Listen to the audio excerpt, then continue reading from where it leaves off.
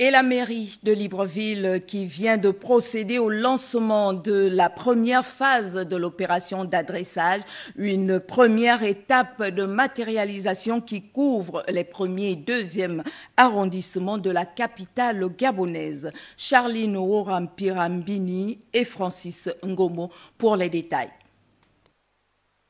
La municipalité de Libreville a engagé une réflexion sur la mise en place d'un plan d'adressage sur l'ensemble de la commune afin d'améliorer et faciliter l'accès aux services urbains. Cette réflexion se matérialise aujourd'hui par la première phase d'adressage, les premiers et troisièmes arrondissements de la capitale.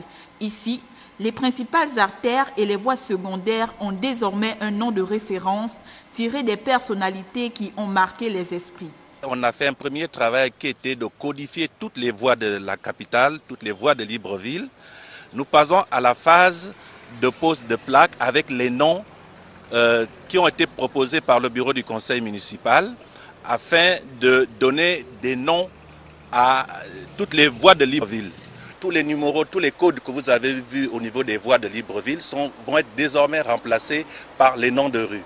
À l'instar de cette plaque qui à l'époque était 1.096 RA, c'est la rue, c'est l'impasse Olivier Ngoma qui va être désormais matérialisée sur place. Pour arrimer les populations à cette nouvelle donne d'adressage, celles-ci doivent être davantage sensibilisées pour s'y habituer. Après la matérialisation de toutes les plaques dans toutes les rues de Libreville, il y aura des séminaires de formation.